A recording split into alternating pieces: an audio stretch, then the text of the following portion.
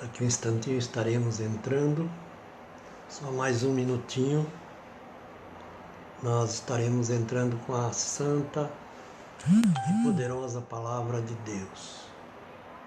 Graças a Deus. Glórias a Deus.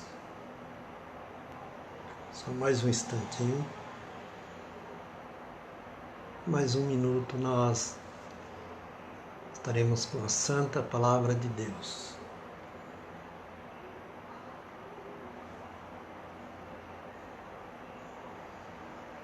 Muito bem.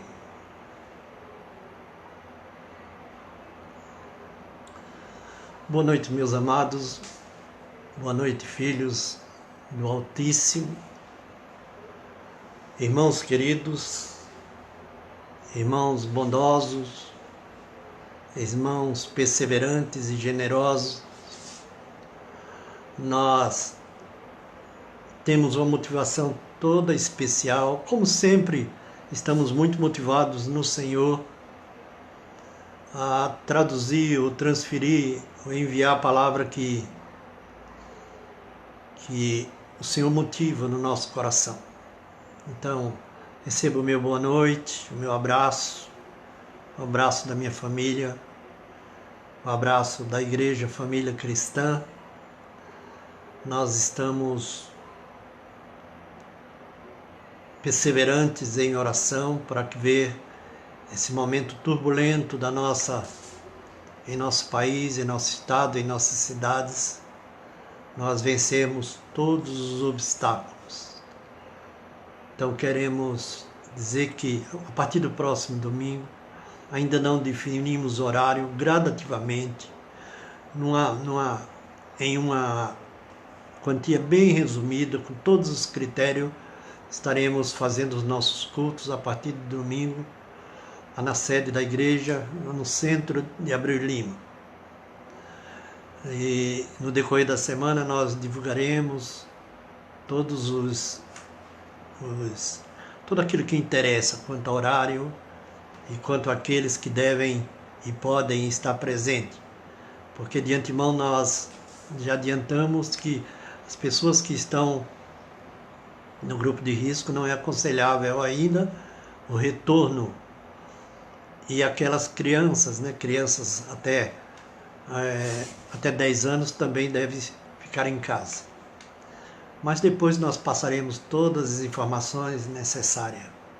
Nós estamos vendo o Tasso, alguns irmãos que estão conosco, e o grupo está aumentando. Estamos vendo Amanda, estamos vendo Jonatas, estamos vendo, tem uma turminha aqui que eu não reconheço, mas receba o nosso abraço. Me parece que Isabel, e outros irmãos tão queridos. Queremos dizer que a palavra de hoje, meus amados,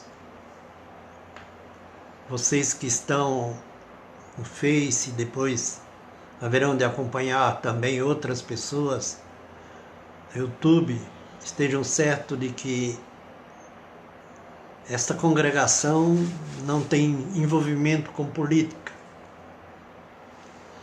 Mas isto não significa que nessa liderança, neste grupo, nesta igreja, haja uma neutralidade, como que vedado a opinar. Nós não fazemos política na igreja, não achamos aconselhável.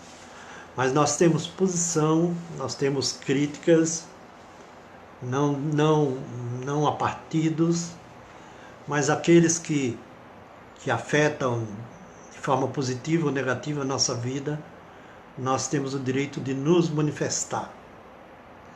Até porque nós não somos aquela comunidade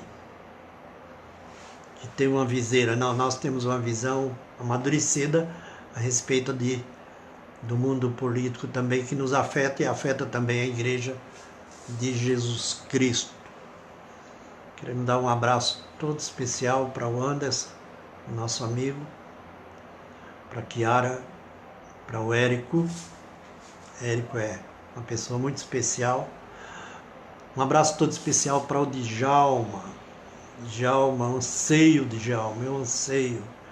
Djalma, esposo de Josete. Como também um abraço especial para o Miranda, não sei, espero em Deus que ele nos veja. Um abraço especial para o Miranda. Deus tem sempre propósito na vida de todo homem, mas de Miranda, na vida do Luiz Carlos, não é? Luiz Carlos França. Tantos irmãos queridos e amados que estão um pouquinho distante da vontade de Deus, mas é objeto do amor de Jesus. Objeto do amor de Jesus.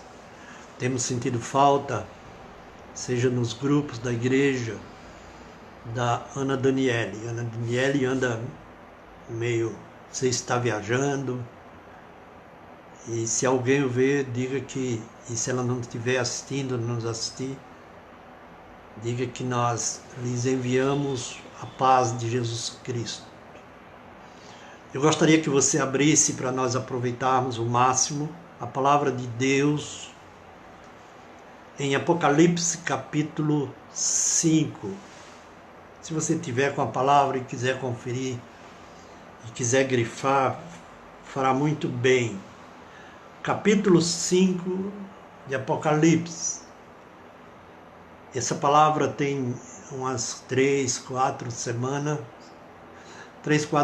tem ardido no meu coração sobre a dignidade de Jesus Cristo e a dignidade da vida. A dignidade da vida e a dignidade de Jesus Cristo. Esse texto que nós vamos ler fala sobre a dignidade de Cristo em todos os tempos, em todos os hemisférios, seja no passado, no presente e no futuro, seja no céu, seja na terra, seja embaixo da terra. A dignidade de Cristo é proclamada, reconhecida. Então, no capítulo 5 de Apocalipse, nasceu do meu coração essa palavra enquanto meditava, e a beleza de Cristo, tudo que nós falamos, tudo que nós empreendemos, família que nós nos vinculamos, esposa, filhos que são gerados, patrimônios que são construídos, é para a glória, e é sim para a glória de Cristo, ou deve ser para a glória de Cristo. O desenvolvimento profissional de uma pessoa, seus relacionamentos, seus projetos, é para a dignidade do nome de Jesus Cristo. Ele é o Senhor de todas as coisas. Você que está do outro lado lá, diz amém e glória a Deus. Capítulo 5 de Apocalipse diz o seguinte: vi na destra do que estava sentado sobre o trono um livro escrito por dentro e por fora. Um livro escrito por dentro e por fora, bem selado com 7 selos. Vi também um anjo forte, clamando com grande voz: quem é digno de abrir o livro e romper os seus selos? Interroga. Ninguém no céu, nem na terra, nem debaixo da terra. Ninguém no céu, nem na terra, nem debaixo da terra, fora digno, podia abrir o livro, nem olhar para ele. E eu chorava muito, porque não fora achado ninguém digno de abrir o livro, nem de olhar para ele. Disse-me um dentre os anciões: não chores. Eu digo para você hoje e agora, não chore. Eis que o leão da tribo de Judá, a raiz de Davi, venceu para abrir o livro e romper os 7 selos. Nisto vi, entre o trono e os 4 seres viventes, no meio dos anciões, um cordeiro em pé, como havendo sido morto, e tinha 7 chifres e 7 olhos, que são 7 Espíritos de Deus enviados por toda a terra. E veio e tomou o livro da destra do que estava sentado sobre o trono. Logo que tomou o livro, os 4 seres viventes e os 24 anciões prostraram-se diante do Cordeiro, tendo cada um deles uma harpa e taças de ouro cheias de incenso, que são as orações de adorações dos santos. E cantavam um cântico novo, dizendo: digno és de tomar o livro, de abrir os selos, porque foste morto, e com teu sangue compraste para Deus homens de toda tribo, língua e povo e nação. E para o nosso Deus os fizeste reinos e sacerdotes, e eles reinarão sobre a terra. Olhei e ouvi uma voz de muitos anjos ao redor do trono, e dos seres viventes, e dos anciões, e o número deles era de miríades, e o número deles era de miríades, milhares de milhares. E com grande voz dizia: digno é o Cordeiro, que foi morto, de receber o poder, a riqueza, a sabedoria, a força e a honra, e a glória e o louvor. Ouvi também a toda criatura que está no céu, presta atenção, a toda criatura que está no céu e no mar, e todas as coisas que neles há, dizerem ao que está assentado sobre o trono e ao Cordeiro: seja o louvor, a honra, a glória e o domínio pelos séculos dos séculos. E os 4 seres viventes dizia: amém. E os anciões prostravam-se e adoraram.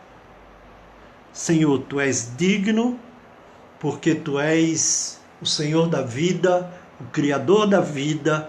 Senhor, tu és digno, porque tu és a solução para a vida, a solução para a doença, a solução para a solidão, a solução, Senhor, para o que sofre de esquizofrenia, para o que anda perturbado, para o que anda, Senhor, murmurando, para que o desvalido, para o órfão, para o viúva e para o enlutado. Tu és digno de receber todas as honras. Os irmãos dizem amém? Irmãos, enquanto eu meditava sobre essa palavra, dignidade, que ela vai fervilhando em nosso coração, a palavra vai nascendo assim, fervilhando, e eu digo: meu Deus, o que significa dignidade? Dignidade. Aí eu fui buscar a etimologia da palavra dignidade.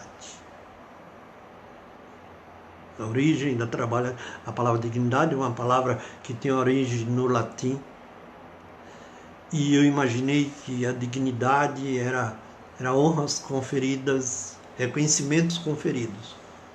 Também é. Mas, acima de tudo, a dignidade é o reconhecimento da pessoa. A dignidade está muito ligada ao indivíduo. Diz a etimologia. A dignidade está relacionada ao indivíduo. Ao indivíduo.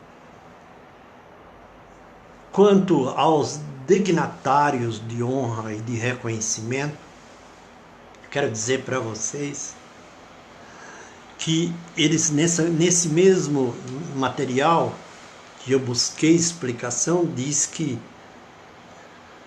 no Império Romano, as pessoas dignas e dignatárias de honra, como os embaixadores, que iam em missão, eles eram dignitários de toda a honra que pertencia ao império.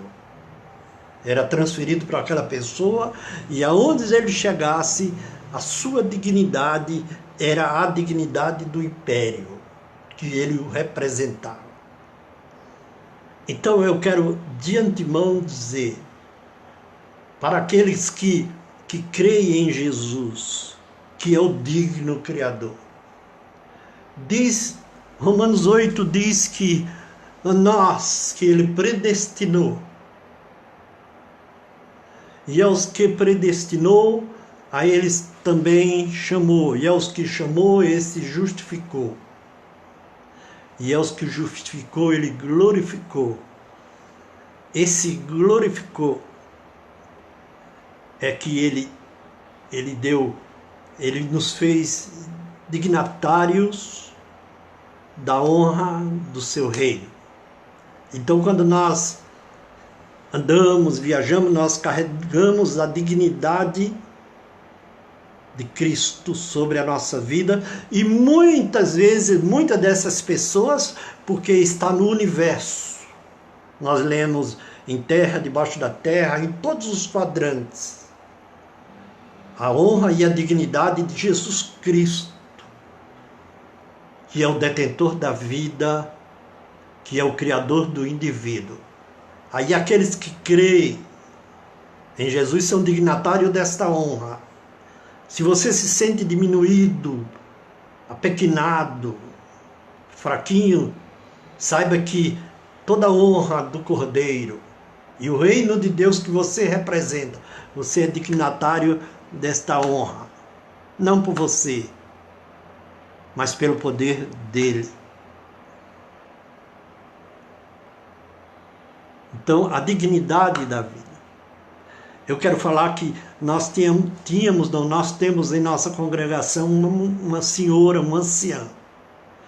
Está até impedida de ir à congregação, não só por conta do coronavírus, mas por sua idade. E há mais ou menos 14 anos atrás, ela chegou na igreja. E ela começou a frequentar a igreja era uma sobreloja, o primeiro andar, e quando ela chegava cansada, e depois ela já não vinha aos domingos. E depois de muitos domingos, ela apareceu bem no final do culto e disse: pastor, eu não estou podendo vir ao domingo. Eu digo: o que foi que aconteceu, irmã? Ela é idosa. Ela disse: porque eu tenho que visitar meu filho lá na penitenciária, ele é um detento. Eu digo: ô irmã, que dó. Aí ela disse assim: mas na medida do possível eu venho, porque ela tinha, aos domingos ela tinha que fazer a visita e era distante, comprometia a sua vinda ao culto. Passado alguns meses ou anos, acredito mais que ano, nós mudamos de local, onde se desenvolveu a congregação, e a irmã continuou firme conosco e continua até hoje. E em determinado momento ela disse assim: pastor, meu filho se soltou. Eu falei: graças a Deus. Aí eu disse: ele cumpriu toda a pena com o Estado. Ela disse: cumpriu, pastor. Mas, pastor, era melhor ele estar preso. Eu digo: que irmã, por que era melhor ele estar preso? Porque ele está em casa trancado, porque se ele sair, os traficantes que eles eram envolvidos matam. Ele pagou a sua pena, mas se ele sair da porta de casa, ele morre. E ela veio uma vez na congregação, veio outra semana, na outra semana com a mesma história. Aí eu disse: irmão, o que é que a gente faz pela vida? A vida desse moço, era um moço aí, moço de 20 e poucos anos. Aí ela disse: pastor, só tem um jeito, um plano, é mandar ele embora para São Paulo. Ele cumpriu a sua pena, ele cumpriu, mas os traficantes querem matar. Aí houve uma mobilização na congregação e pagamos a passagem e ele foi embora, e ele está bem até hoje. 14, 15 anos que ele está, que isso aconteceu, e ela é muito grata. E ela diz ela diz assim que é Deus no céu e pastor Almir na terra. Não sabe ela que a dignidade da vida de José é a dignidade de Jesus, porque ele morreu por todos. A dignidade da vida. Você que está nos acompanhando nesta hora sabe que essa palavra ela vai se tornando agressiva com o passar do tempo. Uma palavra que eu tenho meditado, tenho me preocupado, porque eu sou responsável pelo aquilo que falo. Então a vida de José está até hoje. José acompanha as coisas de Deus lá em São Paulo. E essa irmã é muito grata a Deus. Jesus veio para conceder a vida. Essa exaltação de Jesus, ela quase sempre é notada, é vista na vida dos seus ministros e ministras. Com as suas ações, o nome do Senhor é glorificado. Nós estamos, eu estou dando nós, minha família, a gente está numa expectativa da partida de minha mãe. Minha mãe está acamada e agora não por causa do coronavírus, mas teve uma pior aí há 2 semanas atrás. E isso me levou a refletir no contexto dessa palavra, quem foi minha mãe. Pelo menos 78 a 80 anos de ministra, serva de Deus, ainda que privada de um curso superior. A dona Nelma tinha uma sabedoria extraordinária, e aonde ela chegou, ela migrou do interior, lá pelos anos de 1953, 54, ela já estava na periferia de 2 Unidos. E ela fez uma amizade, ela muito, muito inteligente, muito capaz. Mesmo naquela época ela já tinha noção de desidratação, cuidava daquelas crianças pobres e quase sempre socorria um, socorria outro, e socorria um, e isso durou pelo menos uns 10, 12, 14 anos. E ela admirada, a vizinhança, cristão e não cristãos, gente de bem e gente de não recomendável, tinha o maior respeito por Dona Nel. Isso ficou gravado, eu nunca falei isso em público, ficou gravado no adolescente, no junior que eu era da época. E com o envolvimento do meu pai na política, que chegou em 1964, nós tivemos que sair, quase que fugir do bairro para outro bairro, porque meu pai tinha sido preso, tinha se soltado, e as complicações eram grandes. E isso ficou calado. E a mudança foi para um outro bairro, foi sendo providenciada, e ninguém sabia. Quando chegou no momento de divulgar aquela vizinhança todinha, minha mãe procurou as vizinhas mais próximas e disse assim: eu estou mudando. Eu lembro que as pessoas travaram pela dignidade que ela tinha e a dignidade que ela oferecia para cada pobre necessitado. E teve gente que travou, as lágrimas correram e disseram: oh meu Deus, graças a Deus pela tua serva. O nome do Senhor foi dignificado na vida daquela mulher de pouca instrução. Ainda lembro de uma história na vida cultural. Você que acompanha a vida cultural vai saber que em toda a terra o nome do Senhor é exaltado, às vezes inconscientes, às vezes culturalmente. Mas esse louvor, ele invade o universo. Como diz o profeta, a terra está cheia da tua glória. Dignificado é o nome do Senhor. Lembro da história de Luiz Gonzaga, que saiu também foragido do Nordeste, foi civil exército. A história de Luiz Gonzaga É uma história muito interessante e isso também me marcou sobre a glorificação de Jesus.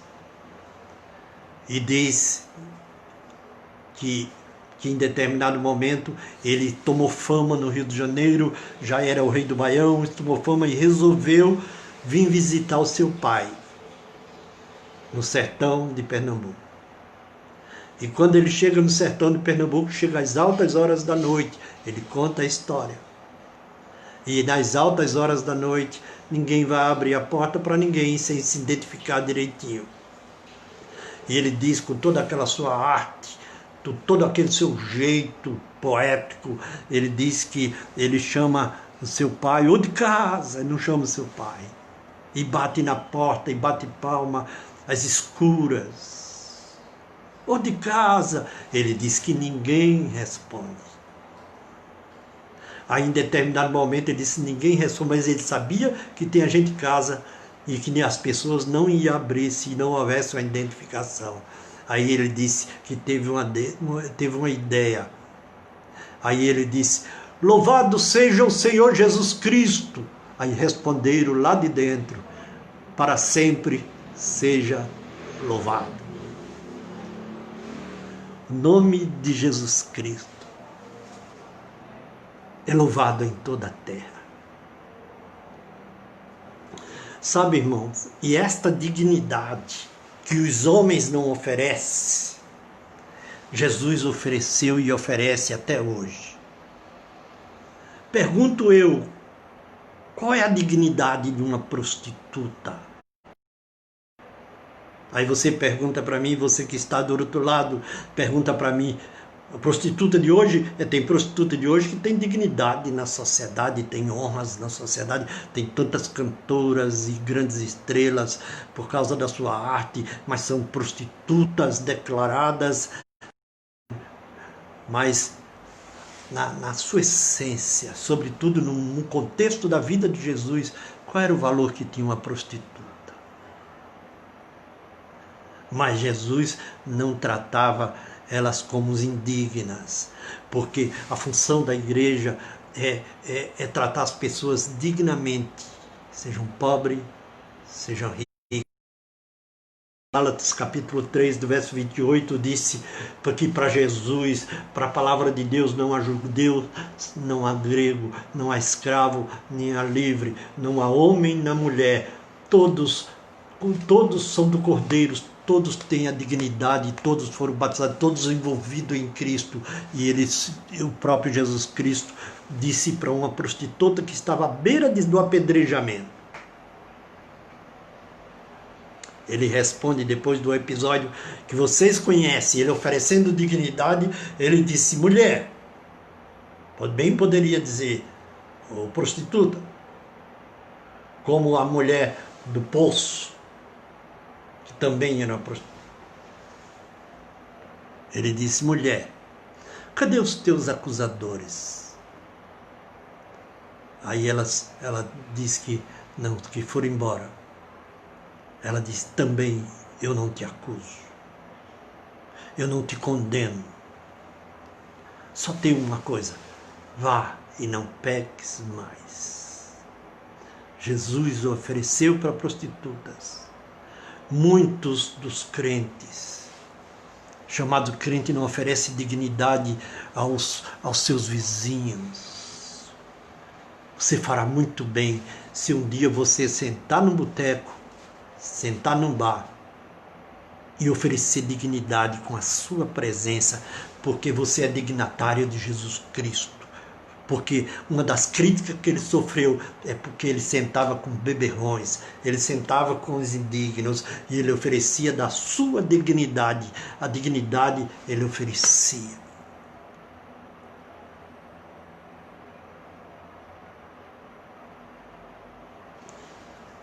Então, a palavra de hoje fala sobre a dignidade da vida.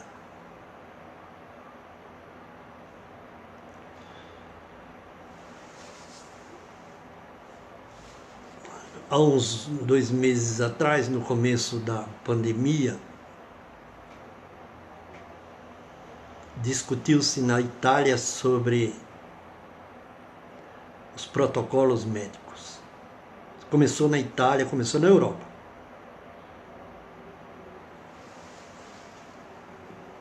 Isso muito me interessou nesses dias. Começou na Itália sobre os protocolos médicos.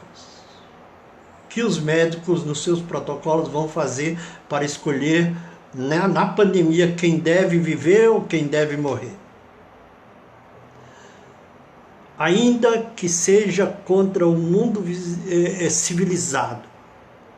Porque eu ouvi as palestras para eu ter base de jurista das melhores renomados do país. Falando sobre os protocolos médicos, que eu não vou passar para você aquilo que eu não me instruí. E eles disseram que os protocolos médicos, os médicos não têm direito de fazer a escolha de um idoso pelo um jovem. Eles fazem a escolha baseado na produtividade dos anos. Uma pessoa de 80 anos, de 70 anos, não pode ser trocada segundo os protocolos médicos. Isso foi discussão na Europa e no Brasil.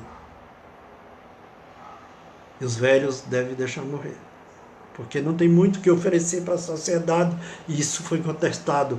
E a Constituição veta sobre isso. E eu fiquei, o que me levou mesmo, que me motivou a ministrar esta palavra sobre a dignidade da vida.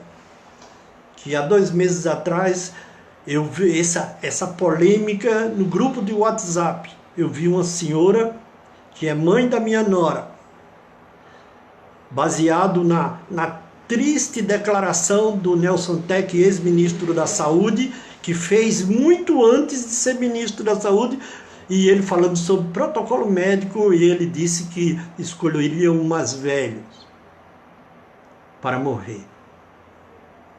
Até a lógica, até parece que há razão na lógica. E eu vi aquela senhora de idade dizendo que ela era de idosa, ela tem quase 70 anos, ela botou uma placa aqui na frente, tirou a foto e ela disse que ela tinha valor, ela não era uma pessoa que deveria morrer. Aí ela mandou aquela foto, publicou como que em resposta a Nelson Tec. E os juristas que nós ouvimos, há um consenso dizendo que o valor de uma vida é a própria vida. Não se troca uma vida pela outra vida. O valor de uma vida é a própria vida.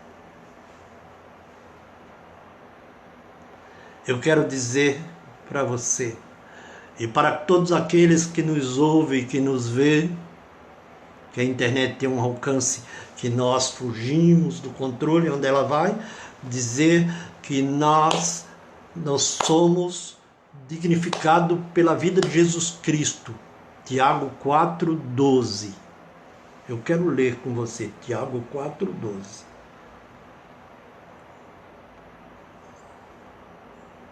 Nós estamos, porque nossa base é a palavra de Deus. Glória a Deus. Para que você se oriente e se valorize cristão.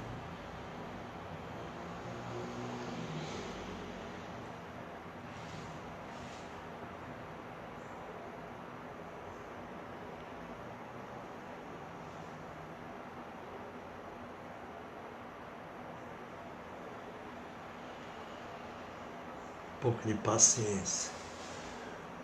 Há um só legislador e juiz, aquele que pode salvar e aquele que pode condenar, aquele que pode destruir. Tu, porém, ó legislador, tu, porém, ó político, que pode escolher a vida que deve morrer ou a vida que deve viver, pela sua dignidade social, pelo fato de ser um milionário? Será que essa sociedade não aprende?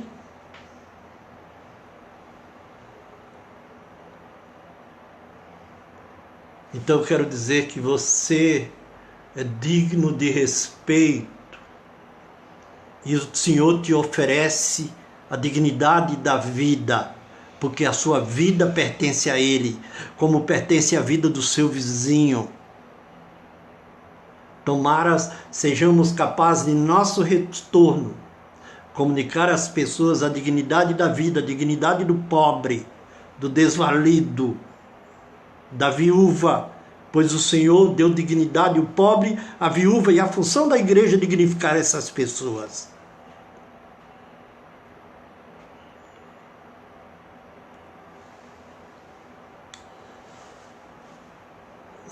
Nas minhas leituras eu vi dois grandes expoentes da história brasileira.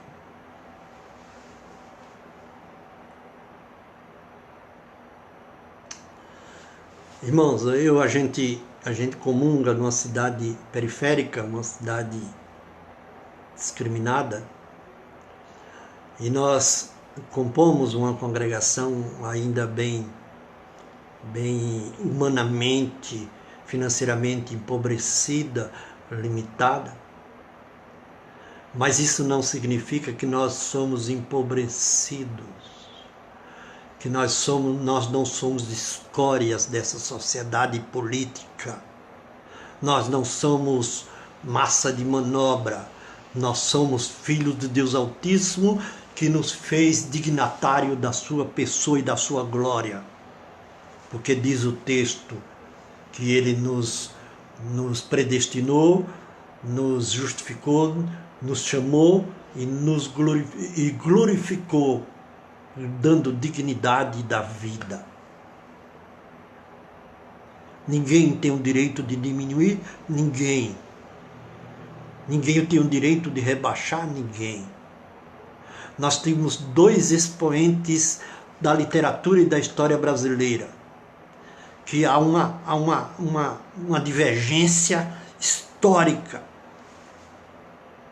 E esses dois homens, um de uma sabedoria extraordinária, é uma das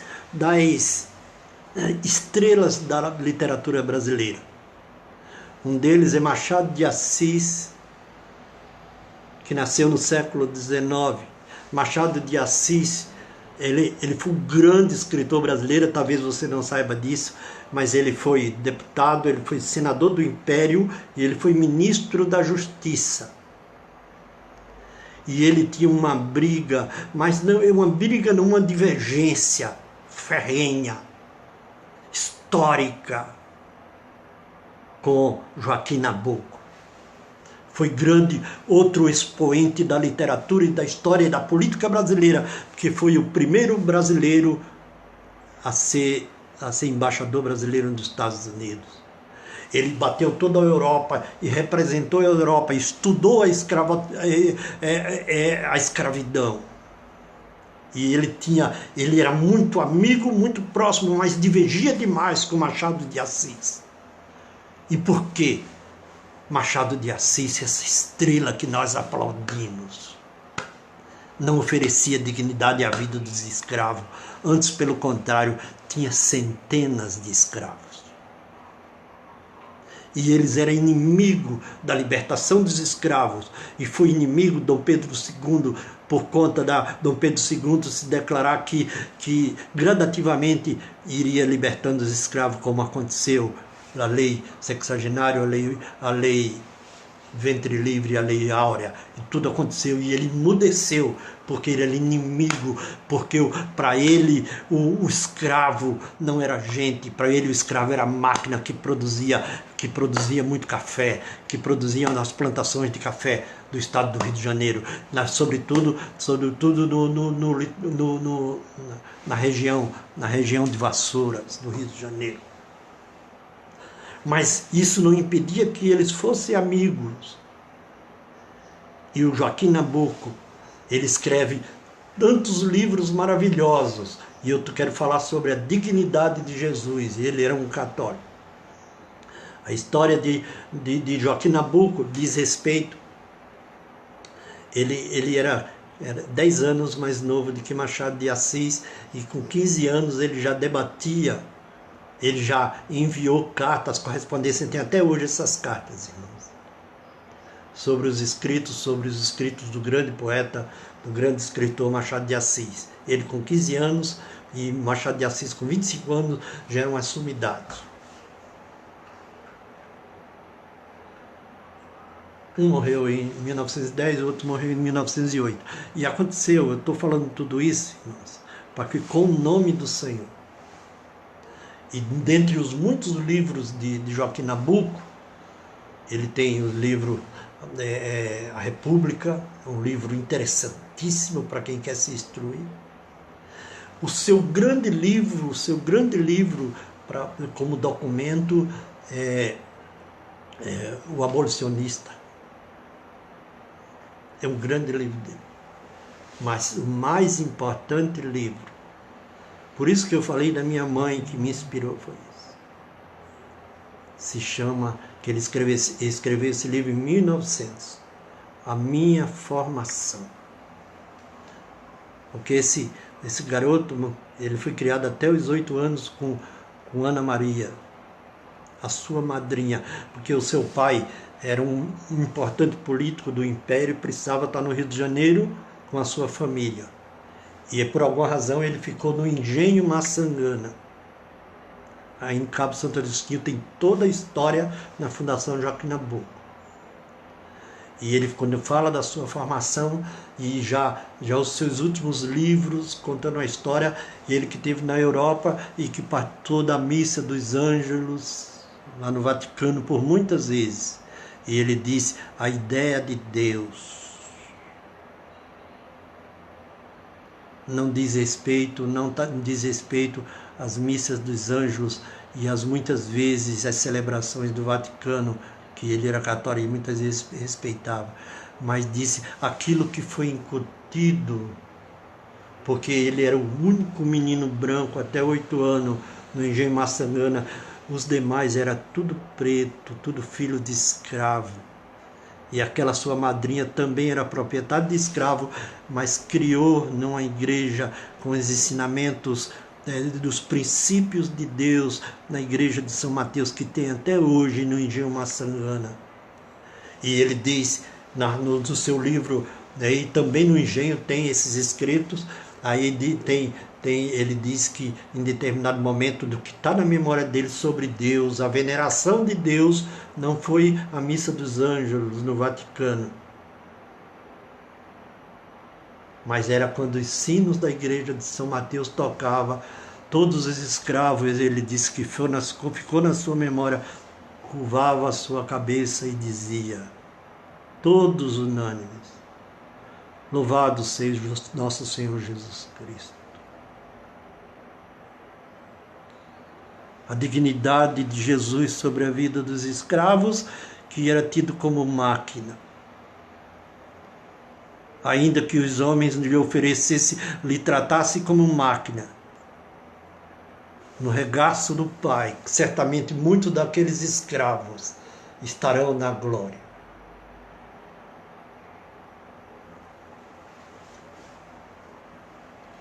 E quando houve a libertação dos escravos, em 1888, Joaquim Nabuco fez uma declaração que consta no seu livro Abolicionista. Ele diz, daqui a 100 anos os efeitos da escravidão ainda estará presente na vida de todos os brasileiros. E ele foi muito otimista, porque daqui a 100 anos, mais 100 anos para frente, efeito dessa escravidão política, essa escravidão que os irmãos, pastores, escravos do dinheiro. E eu quero agora entrar mais fundo na palavra, quando vira os séculos, teve uma grande pandemia, o assunto é pandemia, a dignidade da vida. Ah, meus irmãos, houve uma grande pandemia, e essa pandemia foi pior do que essa, por conta da guerra de 1918.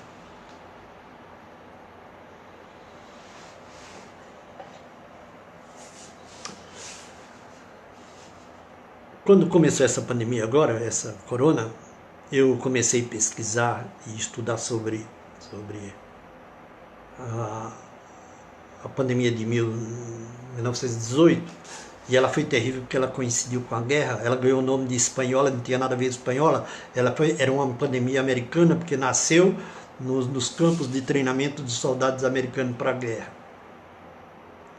Ela ganhou o nome de espanhola porque a Espanha se recusou ao seu envolvimento na guerra e houve polêmica, e a pandemia tomou conta da Europa. Mas antes de tomar conta da Europa, ela nasceu em Recife, em Salvador, nos navios que vieram da África.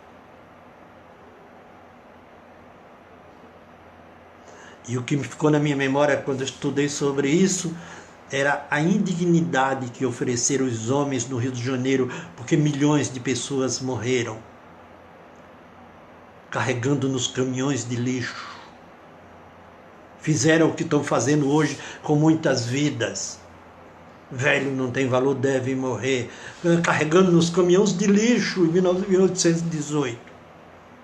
Agora eu queria chamar a atenção, porque ofereceram dignidade a um político que estava pretendendo o segundo mandato, e foi eleito o segundo mandato em 1918, mas morreu pela pandemia o presidente Rodrigues Alves. Chamar a atenção também para uma figura que morreu com 50 anos, muito interessante, e esses homens não aprendem. Frederick Trump, um alemão que migrou para os Estados Unidos, fez fortuna, mas nesta pandemia ele também foi tragado. E esse Frederick Trump é o avô de Donald Trump, que anda rejeitando os negros e também falando que, a exemplo dos nossos políticos, também falando que a pandemia era uma gripezinha. Esses homens não aprendem e não oferecem dignidade aos pobres. E nós, Igreja de Cristo, quando desenvolve um sofrimento imenso, muitas vidas perdidas de 1818 até 1940. Até 1940 eu quero dizer que não havia dignidade para um pobre. Se um pobre quisesse fazer uma cirurgia de vesícula, uma cirurgia que hoje é uma das mais simples possíveis, se ele fosse rico, ele tinha uns hospitais, ele tinha médico para fazer a sua cirurgia. Do contrário, ele não tinha, ele morria, ele ia tomar chá e ia morrer empobrecido, porque o Estado, o Império, né, a recém-república não oferecia dignidade aos pobres. Mas tinha uma classe de pessoas que não morria, tinha socorro, mesmo precário. Em umas 15, 20 cidades brasileiras, tinha as chamadas Santa Casas de Misericórdia, que eu já fui atendido nos anos 70, quando não tinha plano de saúde. As Santas Casas de Misericórdia, um braço católico que oferecia para os pobres. Mas só umas 15 cidades brasileiras tinha essas Santas Casas, 15 ou 20 cidades. Até que em 1941, Getúlio Vargas, ainda que um ditador, mas um grande estadista brasileiro, ele junto com Augusto Capanema, ele ofereceu a Augusto a função de ministro da Educação e ministro da Saúde. Era ligado, os dois ministérios, Educação e Saúde. A partir daquele momento houve o universalismo da saúde brasileira. Esse Augusto Capanema, um político mineiro, foi da melhor, ele não é conhecido porque era um homem de valor e era liberal, mas um homem de tremendo valor. Colocou as bases em 1941, as primeiras bases do SUS, que veio se efetivar em 1988 com a Constituição de 88, que diz que todos são igual perante a lei. Eu queria que você aplaudisse Jesus pelo SUS. Poucos países têm o que nós temos, que nos oferece a dignidade de ser cuidado. Ainda que os orçamentos são negados, o orçamento e as verbas são negadas, mas o nome de Jesus é dignificado, porque a vida é dignificada, porque a ciência é de Jesus.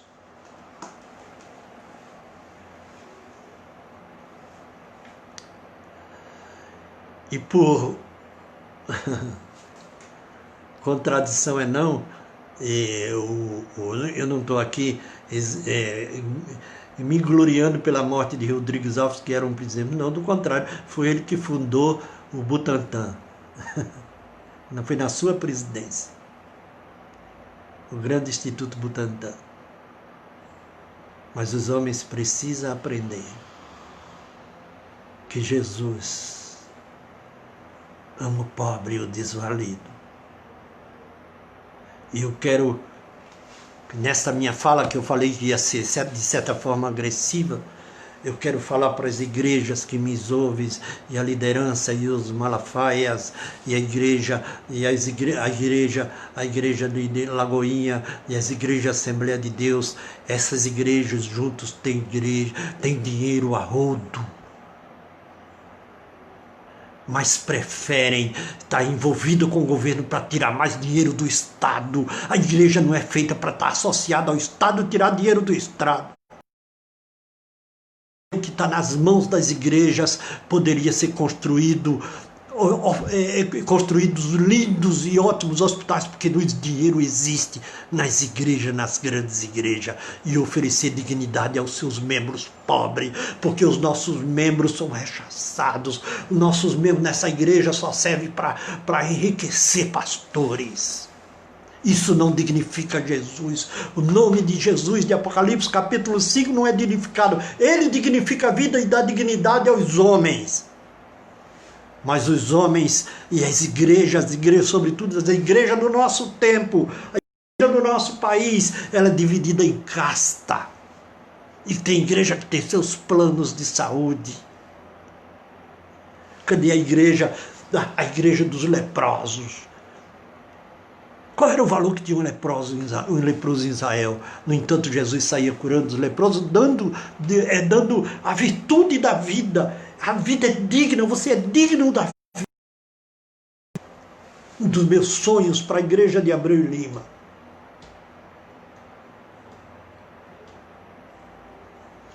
é que tenhamos a capacidade de cuidar do pobre necessitado, pois essa é a vontade de Deus.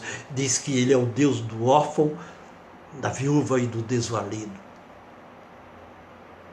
Espero em Deus até eu morrer nunca me submeter a nenhum político, mas não sou ignorante.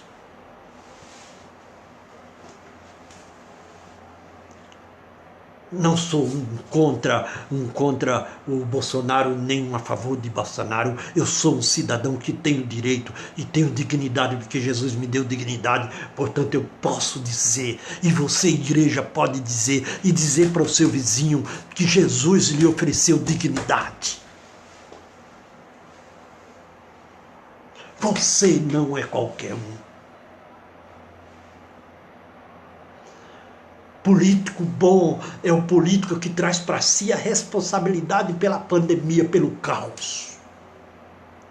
Porque em determinado momento, na grande peste que houve em Israel, em 2 Samuel capítulo 24, que Davi e o anjo da morte diz que a peste se alastrou.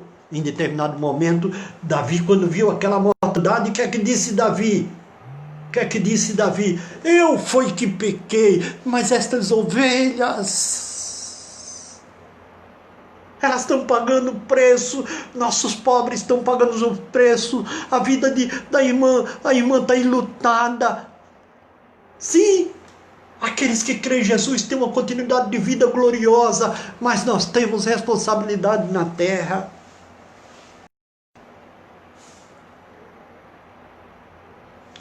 Jesus é digno de toda honra e toda glória. A última palavra que eu trouxe aqui, julgo que foi a última palavra que eu trouxe sobre o rico Lázaro. Não sei se foi a última ou a penúltima palavra. E o que condenou o rico foi a sua falta de reconhecimento como estava à sua porta. A função da igreja de Abrelime e a igreja cristã é suprir a necessidade. E você que está me ouvindo, você é instrumento de Deus, você é responsável, porque você é dignatário do reino de Deus. Jesus te conferiu a bênção da vida, e Ele conferiu, a sua glória é ter a pessoa de Jesus Cristo, porque nenhum problema, esse problema de Nardônio, do pastor Mardônio, é para glorificar o nome do Senhor.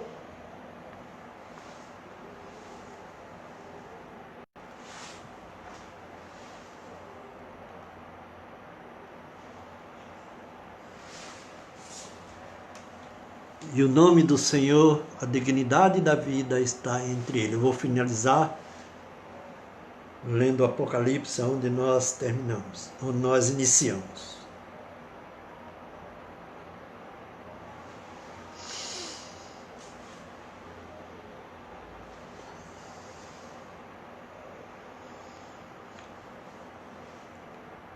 Logo que tomou o livro, os 4 seres viventes e os 24 anciãos postraram-se diante do Cordeiro, tendo cada um deles uma harpa e taças de ouro, cheia de incenso, que são as orações dos santos, e cantavam um cântico novo, dizendo: digno és de tomar o livro.